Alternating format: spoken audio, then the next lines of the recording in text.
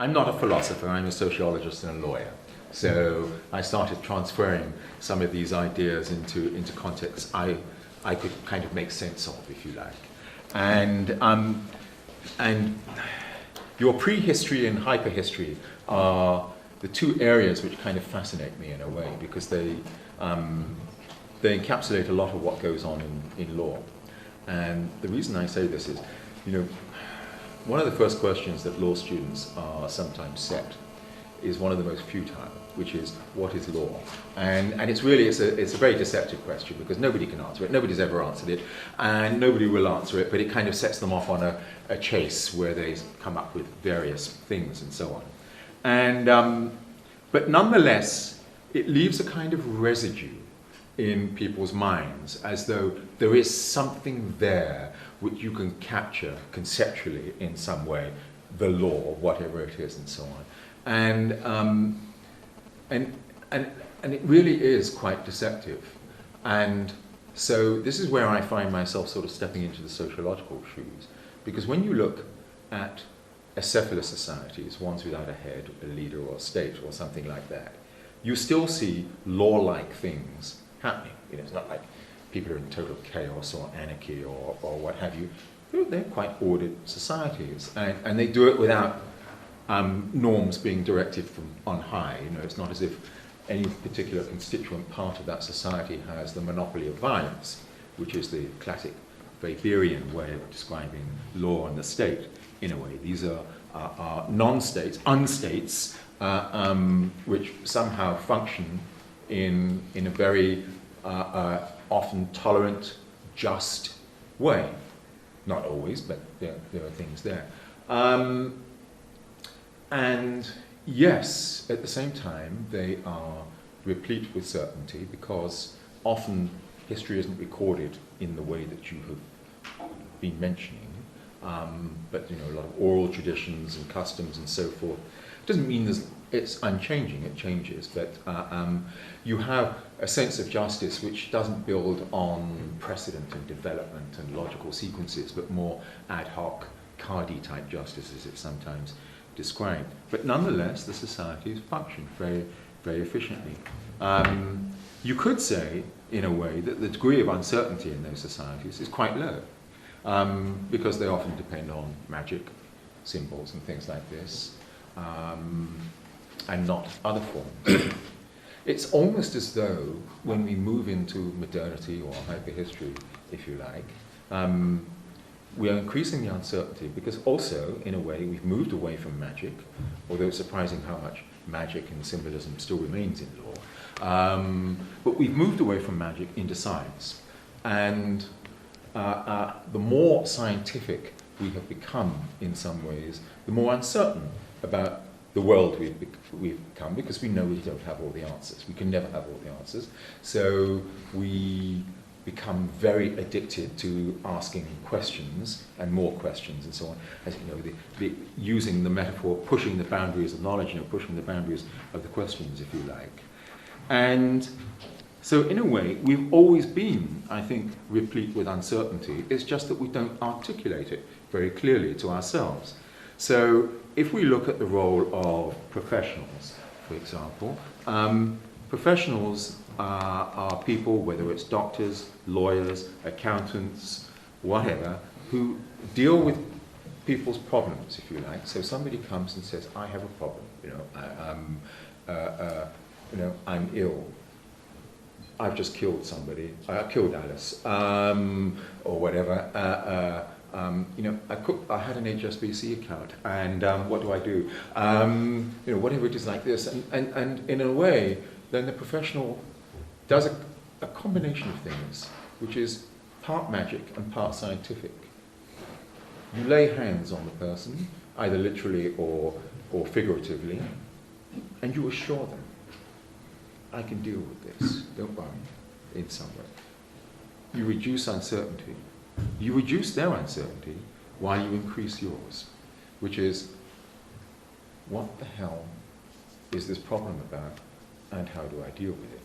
And the anthropologist Renee Fox talked about trying to train doctors for uncertainty and how difficult this was, because at a certain stage, uncertainty becomes too uncertain, too troubling, too traumatic, and you refuse to accept it anymore.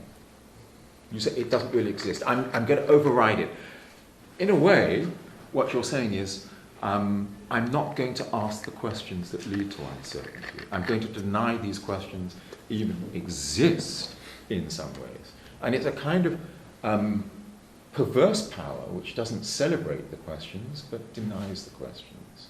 And of course, then this leads to all kinds of anomalies and difficulties when mistakes start occurring. How do you account for mistakes? Some are easy. The scalpel's in there, somebody left it in there. But, you know, if somebody's illness doesn't get completely cured, is that because they didn't get the right kind of medications, it was incurable, or what? It becomes much harder to determine there. And the role of questions becomes even more, in a sense, forensic in trying to find out the solutions. But we never get to the final answers in this way. So, yes, uncertainty, in a sense, is endemic, is intrinsic to our way of being, I think, in this respect. And I really do, you know, I agree with what you're saying, and I really like the way you put it, because I think what you managed to do is strip out a lot of the fripperies around this and get to the core. But I think when we look at it, if you like, sociologically and so on, we see, yes, this is the way actually people behave. This is the way networks function and so forth. What I want to throw into this part, and you know, I think we can actually see it in a sort of post-Westphalian society. I mean, as I was thinking as you were talking about that, and I'll wind up here, you know, you mentioned universal rights, and we had this whole era when we had trust in these supranational institutions, the World Bank, the IMF, Bretton Woods, United Nations, UNESCO. I could go on and on and on. And then, you know, in a sense, the Bush era just collapsed all of that and said, it really doesn't matter. It's, you know, we're back to the old idea of the supremacy of the state. However, even while that was happening, all of it was being subverted and undermined by a whole series of negotiations going on. The World Trade Organization, the GATT negotiations, the GATS negotiations, and the one that's happening right now, TTIPs, which is about the US EU negotiations, all of which are held in secrecy. Quite undemocratic, quite, you know, and some information gets leaked now and then and so forth and what have you. And it's clear, you know, that the control of information here has been paramount to the successful adoption and use of power in a global way. But occasionally, of course, it's subverted by the use of things like social media and what have you. So you do get this kind of dispersive actions and this idea of distribution, which I do agree with what you were saying there. So the last bit I want to throw in to my pot, if you like, and you've mentioned this in other papers of yours, but you didn't mention it today, is what are we going to do about autonomous artificial agents, the robots, the artificial intelligence, and so on. So I go back to my medical example earlier. We know that, you know, if you have surgery on your eyes, even though it's programmed by a human, it's all done by machine now. We know that IBM's Wilson is being used for complex remote surgery across countries more and more. We're assigning more and more of our delicate, intricate work, which we thought was the role of humans to deliver, to machines.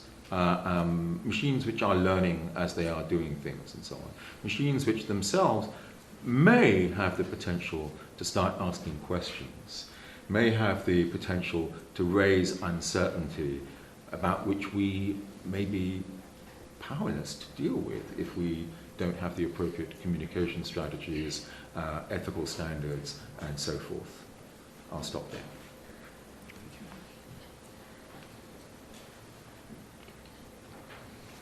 No, not well, I've spoken enough, please. Okay, I'll make some comments then. And thank you very much for a real wide talk, and it kind of kicked off a whole lot of ideas. So it's hard to know really where to start. But I might just take up this point of uncertainty, because I suppose in management studies, it's often more understood as ambiguity, which seems to be a kind of parallel, not quite the same concept, but very related. And I suppose particularly in the 60s, there was a lot of discussions about managing in ambiguity and managing in uncertain situations. And it struck me, I got a little email this morning. There's a TED Talk coming out, which is running an organization with no rules. And I haven't seen the TED Talk because I just got it today, but it did remind me of back in the 60s, and I suppose the person who was very central in terms of advancing this discussion about managing in ambiguity would have been James March, who's Dean of the School of Social Sciences in Irvine in the 60s.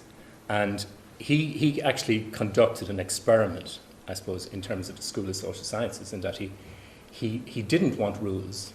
And he came up with the concept of organized anarchy, and it was tremendously influential on people like Mintzberg and Tom Peters, and the way in which organizations could happen.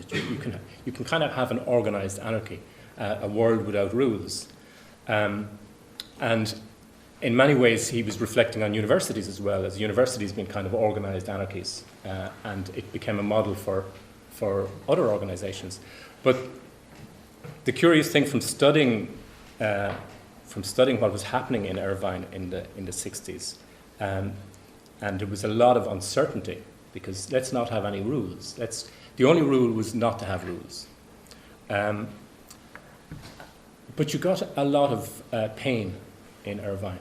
And parallel to in Irvine at that time, there was a commune on campus, and there was a lot of, I suppose, hurt people in the commune. There was about 80 people in the commune, and there was a lot of communes in California in the 60s, and it's interesting to me that very few people have studied these communes, which are an attempt to create a world that has a lot of uncertainty. And to increase the uncertainty, because I don't know what's going to happen. Let's get rid of the rules. And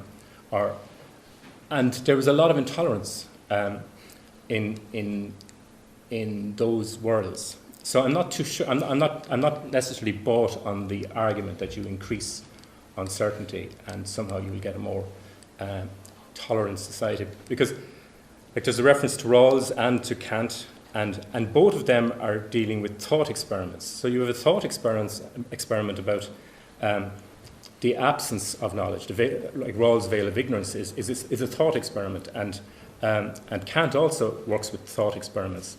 And thought experiments are thought experiments, but transferring a thought experiment into the real world. There's the word that came up a few times was this pinch. We have a pinch of uncertainty, but how much is pinch?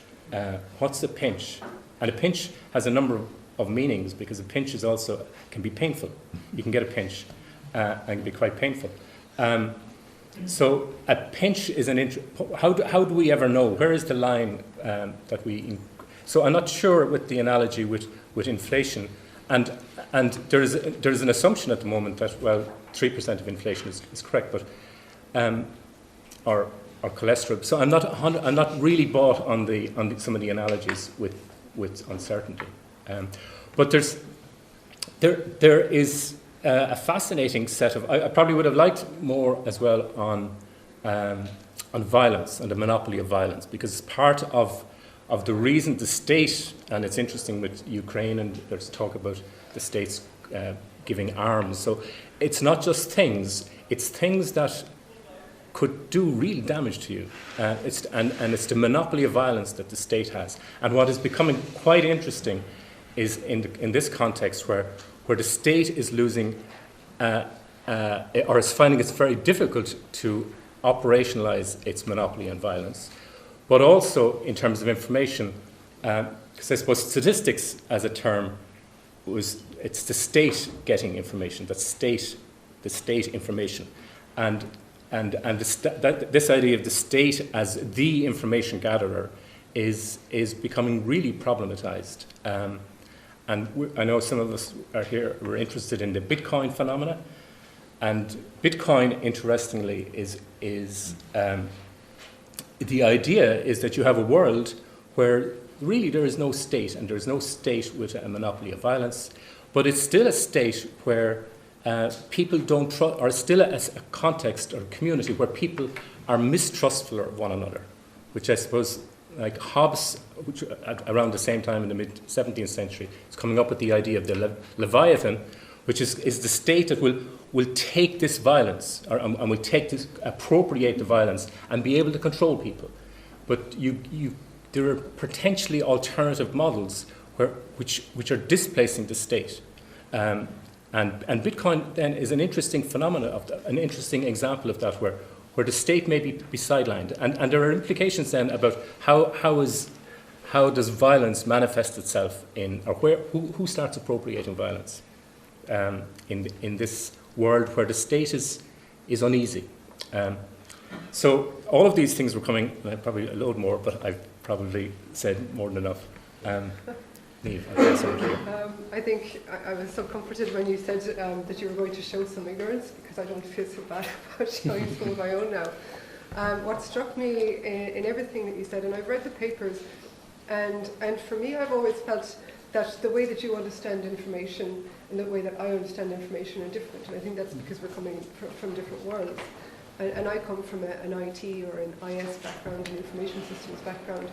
And so when my first encounter with the notion of information was to do with Shannon's theory of information and the notion of information as entropy. And so before today, entropy is the idea that a less likely event has more information in it than a likely event. And that's how he looks at it. So the view is that the probability distribution of the events coupled with the information about the event forms a random variable whose average, i.e. expected value, is the average amount of information or entropy generated by the distribution. And the units of entropy are referred to as bits. So this was my first view of information. And for me then, information can't be put into boxes where Alice knows some things and doesn't know others, and there's a box around these things where all knowable things are in the box. And for me, information is more about probability and futurity and numbers of possible combinations in the future rather than some sort of quantifiable, substantial thing. And then later when I looked at information, it was to do with information versus data, how information differs from data. And information scholars, as much as we deride ourselves for doing this now, have spent a lot of time viewing information as something in a hierarchy where you've got data that can be assembled into meaning, which is called information, which is ultimately still somehow underneath knowledge, which you go back to just the notion of justifying true belief and what's justified and what's true and what's belief. We can go into those arguments, but those are the ways that IS people tend to think about information. And so for me, what's interesting then is information and uncertainty as being two sides, entropy as an interesting way of thinking about it, and then your ideas about you talk about the manifest and the latent, and that's something that I find quite interesting then, because then you start to think about information as what's latent in phenomena, what hasn't come to be yet but might, rather than this other sort of view, or potentiality. And then from that point of view, the notion of distributed cognition, distributed morality, distributed knowledge and information becomes very, very interesting, because the number of possible combinations of future latent claims goes up. And so that's how I think about, and it's tough for me because I found the entire presentation so compelling, and I'm scribbling frantically notes because this is really interesting. I get it now. I get what he's saying, but all the time I'm looking at what you're saying with my own views and definitions of these sorts of concepts. So I hear what you say and I love it, but it's very different from the way that I think about it. And I think that there's something fun there. And just the last thing I wanted to say then is, if we go back to the notion of information being related to possible future events and latency or potentiality that may or may not be realized, then the notions around big data and what's happening there in terms of predictive capability and the notion of precognition, because that's really what we're trying to do, becomes very interesting for me. So these are my thoughts. And how many days do we have to discuss all this? I'm coming back. Amazing. Maybe I should start back from the last and then backward. So one reassurance is that all I've said today is 100% compatible, reversing compatible, as Michael will say, with Shannon. So a moment of advertisement. If you want to know more about this, you get it's very cheap, really very cheap, just a few pounds. Information, a very short introduction, and it's very short too. So what you find there, and I share your pain, is that unfortunately information has so many different meanings for so many different disciplines and people. Now, at some point you really feel like, oh, can we have a little map of where we stand here? Because I'm lost. Certainly I was. So as quickly as I can, there was a time when Shannon and Shannon onwards, basically what is better called as the mathematical theory of communication, was the only way of understanding information, and it was a good one. I mean, that's what we have it in the engineering department, in the statistical department, and so on. That's what makes things work. Now that, at least philosophers, for a moment thought, that's it, that's the solution. And then in a matter of maybe a decade or two, they realized that there was a fantastic constraint for anything you want to do. You have to work within that sort of framework, but it doesn't answer the questions you want to ask within that framework. The analogy here would be discussing tennis by saying, look, there's a lot of Newtonian physics here going on. Yes, there is. And don't even try to play tennis without taking into account the usual physics. But then, how do I win this game?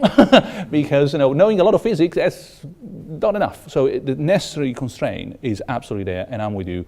That's what we mean by, for example, moving messages and so on. You toss a coin, and if it's a fair coin, never seen one, but ideally it's 50-50, so you have 1 out of 2, and that's 1 bit of information. If you have 2 coins, you got 4 alternatives, you won't go 2 bits, and so on. You can go all the way in terms of 2s and 8 and 16 and 32 and 64, and that's why, good old days we had those computers with those memories that now are laughable. It was 200 and something.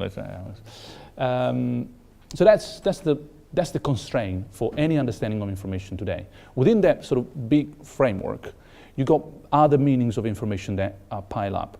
And I mentioned for a moment, there are at least 3. One is strictly directly related, which is the semantic or factual sense, the one I was talking about. Now that means that for any data being exchanged, now Shannon is very clear about this, the engineer doesn't care about truth, doesn't care about relevance, doesn't care about meaning.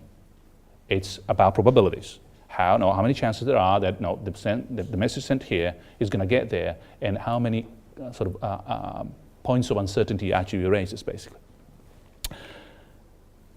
Well, that's the layer on which you start building the relevance, the meaning, the truth. So it's kind of accumulate on top of that, and you start talking about your breakfast, etc.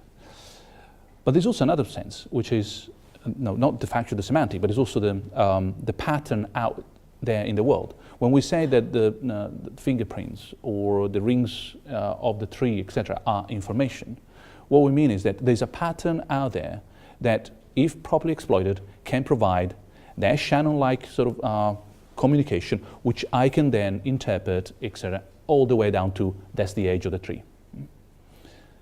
And then there's a third one, unfortunately, which is not just the semantic and factual, a story told about something else, the train timetable. It's not just the pattern out in the world.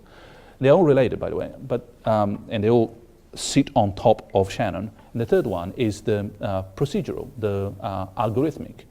If I send you a particular piece of music, or I send you a piece of software, I've sent you some information. The thing is that it's not about the world, and it's not in the world as the as a piece there, but it's for the world. That's the as something, for something, or about something. And that's the 3 categories that we normally use in terms of information. And when it is for something, that it's a recipe, it's an algorithm, it's a piece of music, is in order to deliver a particular product, say a particular word processor, or a cake, or particular sonata. So all this is terribly confusing, and I'm with you when you say, like, where are we on this map? I hope that I didn't contribute to the confusion. But basically, I was talking on top of Shannon of kind A, the semantic factual, as opposed to on top of Shannon, the algorithmic, or on top of Shannon, the patterns out there in the world. There's a lot of more to be said, but I think that I can connect your last point with the first point that you made about precognition and anticipatory understanding. And that's back to the artificial agents and AI, so we can start connecting some of the questions. There used to be just one major challenge that we dealt with when having AI around us, and that was about intelligence. You are exposed to something that can do something better than you, then you thought you were the only one. No, it used to be chess, now it's parking the car. It used to be surgery, but now no, I'd rather have the robot. And trust me, I'd rather have the robot landing the airplane than the pilot, who has to be kept kind of with the skills, and you go and you know that that's the pilot who has to land the aircraft every few times himself or herself, because otherwise he doesn't know how to do it anymore. But no, if it's smooth like satin, that's the computer. Thank you. You don't even notice.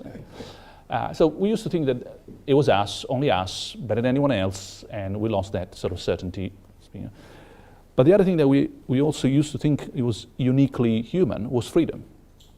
And now, by the way, I don't believe, sorry, believe is not, I know, it's a bit stronger than I don't believe.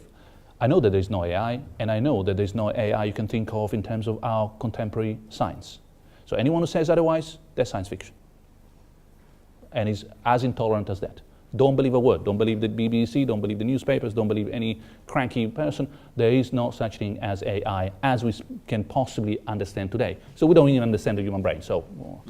But there's a lot of smart technology, really smart, that can do things better than us a lot of the times. And unfortunately, these smart technologies, they can also predict ourselves increasingly well. So these 2 points, intelligence as doing smart things, well, no, how about that gadget? And humanity as being free, what about that gadget knowing exactly what book you're going to order, what holiday you're going to like, that you are pregnant? Famous case, if you haven't been living on the moon, and so on. I mean, they know more and more about, quote unquote, about us than we can possibly imagine. So here the challenge is to re-understand the human, our philosophical anthropology, in terms of are more refined than just I'm the intelligent species on this planet, the only one that can act on information for smart tasks. Not true.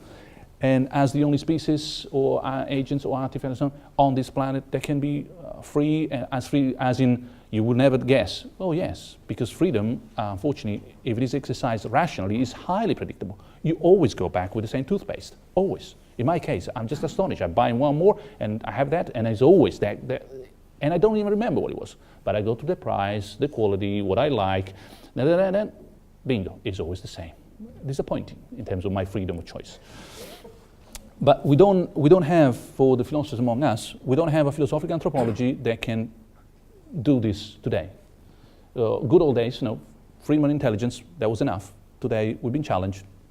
Don't believe a word, no, there's no artificial intelligence, but we need to re-understand ourselves much better in light of those machines. Now, I don't know how much time we have, but I want to touch at least one point of all the ones that have been made. Uncertainty as ambiguity.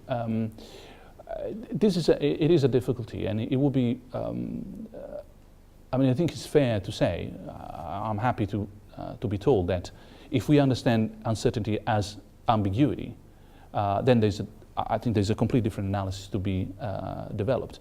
But I was trying to understand uncertainty as a very clear, deadly clear question to which you don't have the answer or any answer. So I wasn't talking about Schroeder, the physicist. I wasn't talking about a fuzzy picture of a very precise object. I was talking about a fuzzy object with a very sharp picture. A very sharp picture of a foggy day. That's the idea. Now, this is it's foggy. Well, that's because it's a foggy day, but it's a very, very sharp picture. So I'm trying to, I know that it can be ambiguous, the distinction, but the problem we have sometimes is that we have a fuzzy picture. We just have uncertainty as in confusion, ambiguity, like what's going on. That's not what I'm talking about. What I was talking about was, well, sometimes the situation has, say, no particular answer or has many answers, and you don't know exactly which answer, if any, is the good, right answer for your question. So the ambiguity is not, as it were, in the question, but is in the lack of the specific answer for that question. Now, it might seem a bit of philosophical, hair splitting, but here we have two different traditions, apparently, of analysis. One of the uncertainty, the other one of the ambiguity. Now, it is true that as today, I have no idea where the pinch, how much is a pinch. That is also a classic philosophical issue. And I would be already happy if we were to decide that a little bit, whatever the little bit is valuable, as opposed to none at all. So presented with the binary first question, yes, some or not at all, I'd be happy to say, well, yes, some uncertainty is good for society. The next question is, oh, what do you mean by how much? I mean, it's like cholesterol. Oh, surely you need to have a particular threshold, above, below, or like inflation. Yes, but we have already answered the first question, that a little bit, some, a quantity of some kind is valuable. Then we have the next question, and I agree with you, and I don't have an answer for that. So how far do you want to push this uncertainty? But then I have the impression that there becomes really not a matter of having a nice theory, because it's not quantifiable stuff like in economics or in medicine. It's not sociology being a little bit more of a dirty job. But then we can do a per case. And when the government is now asking, this government, back home, the British government, back home, is asking, we want to have your data, your telephone data, because I need to have the information. I would like to say, no, that's the pinch of uncertainty you have to live with. That pinch of uncertainty, it's good for you, trust me. It's just the kind of pinch of uncertainty that I think it makes the whole system work more efficiently. So you see, at this point, we have shifted the problem from, privacy, no privacy, as in, no, it's the society as a whole that with that amount of questions asked but no answered, lives better. So in another context, a liberal society is a society in which any question can be asked, any, but not all of them need to be answered. You can ask me for whom I voted, by all means. It's a free world, but you're not supposed to know, and I'm not supposed to be forced to tell you. That's the difference between a democratic, liberal place and one that it isn't. So a place where Augustine, good old days, where there's total transparency because God sees everything, and you will be watched. And trust me, as a Catholic, growing up as a Catholic in Rome, you were being watched even when you were at the toilet. So big eye there, God's always checking. Well, that's a society where any question gets answered. Somewhere, somehow, there's a big brother or big God that has all the answers. Not the sort of society I was promoting today. So when God is in question, big government, that pinch. But I'm with you. So how much, where, when, case by case at the moment, a bit like cooking. It's a pinch of salt, like my mom would say. So, Mom, how much is a pinch of salt? So you will know when you taste it. There were many other things, but I'm looking at the... Yeah, I think that, yeah. well, I'm happy that... Not completely. That's why one thing, I'm with you entirely. That's why one of the things I said about transparency, for example. I mean, who is processing what, when, where, for what purpose? Well, that's just another way of saying who is asking which questions. And no, free to ask the questions, as long as sometimes there is a way of saying you're not going to get the answers. So sometimes the problem with Google is, but freedom of expression. Surely I'm free to ask. Oh, absolutely. The point is, you don't have the right to know. You have the right to ask. That's a completely different game. So in terms of, back to some homey practical stuff, about 20 years ago, the politicians lost a big train, which was the search world. They didn't understand. Brussels, they had no idea what was happening.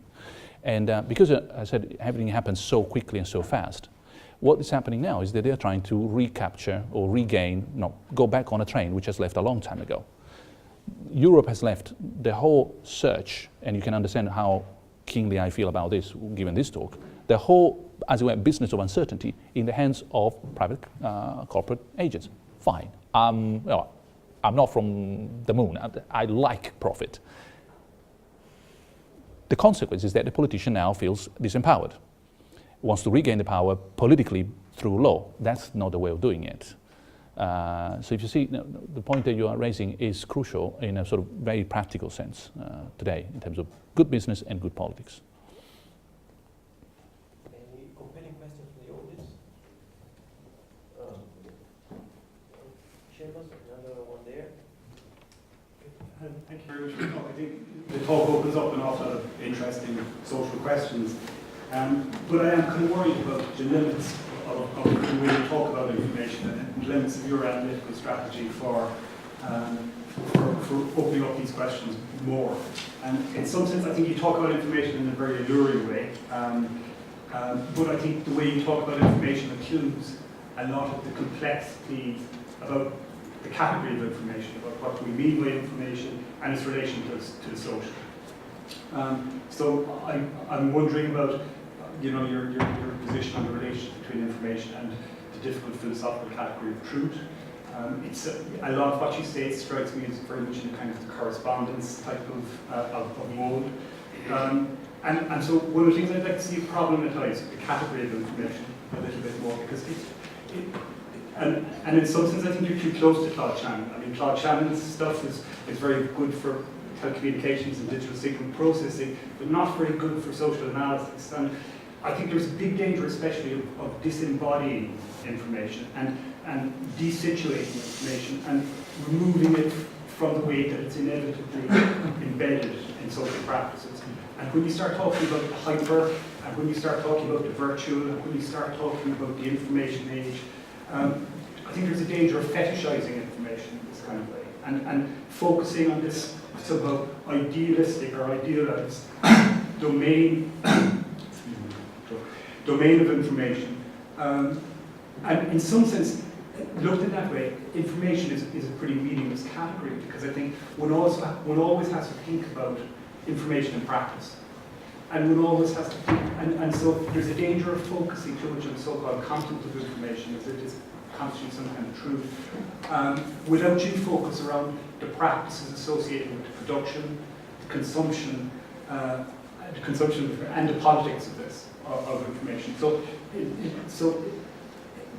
I would say that, your last point about the morphology of information's flows is the morphology of uncertainty. I say, no, the morphology of uncertainty is the morphology of social practice in all its dynamic uncertainty. And I think fetishizing information in this kind of way is dangerous, because it rips it from this kind of mosaic of social practice, which is crucial to understanding that category. Mm-hmm.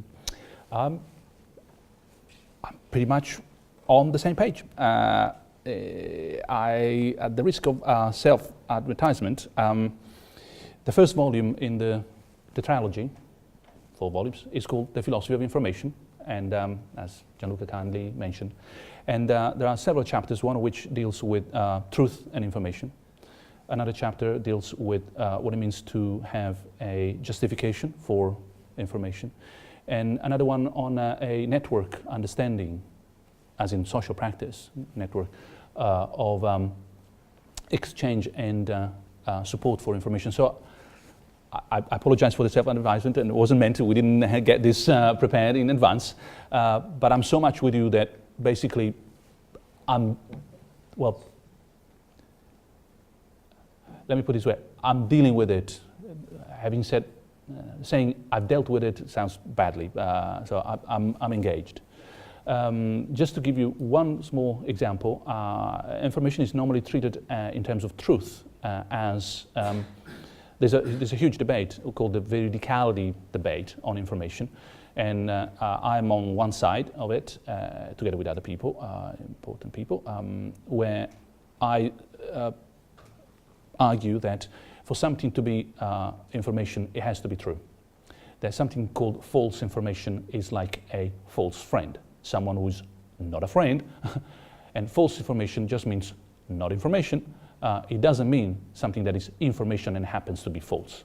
But of course, you know, from a general, more Shannon perspective, I mean, anything is information, whether it's true or false, but there's a difference here to be made between a context where you don't care about the truth value of information and a context where you start saying, look, this is semantic information, meaningful, has it to be true in order to do X and Y, Z. There's a huge amount of work to be done here. One of the things that you discover, especially from a Shannon perspective and probabilistic analysis, is that if you do some epistemic logic, which is a branch of model logic, which is a branch of logic which deals with this stuff, you realize that in the probability scenario, going back to part of the question, if something is informative, the more unlikely it is. Are you with me? No, thanks. What's the time today? Well, it's exactly the same time that it was yesterday at this time. Thank you so much. Yeah, that's definitely true, but not very informative because it's a tautology. Or more and more informative, it's 3 o'clock, or it's 3 and 2 minutes, and 3, 2 minutes and 5 seconds. The less likely, the more informative.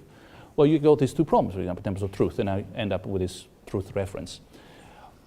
At the one end of the spectrum, you have the non-informativeness of tautologies, which is great as long as you don't realize that mathematics is reducible to logical tautologies, and therefore mathematics is totally non-informative. Yes, that's a sense, but that is called the scandal of deduction. Hintika and so on has been debated for over. You find more in the philosophy of information book. Or you can go to the opposite direction and say, well, the more unlikely something is, well, the more informative it is. Oh, and guess what? The most unlikely of all things is a contradiction. And that ends up by being the most informative thing you can ever have. Something that is always false is so unlikely to be never the case. And therefore is the most informative. That's called the Bar-Hillel-Carnap paradox, and it's something else you find in the book. So, yes, truth, social practices, network theory, it has to be dealt with by the book. Just to ask my question here, this historical example, just the reality of 1790s France, right? Tolerance of your own at that time was you believed in Catholicism, Protestant, Baptism, Methodist, Presbyterian, or Calvinist, right? But they all tolerate their own. You make excuses for your own, but you don't tolerate any other. There's no way they'll tolerate the other side, the other faction. But Voltaire came along, right, and he said, you must believe in supreme deity. So now tolerate all is required.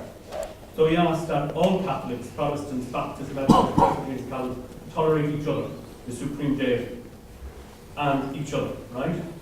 But he assumed something. His false friend, something, right? He believed the supreme deity was benevolent.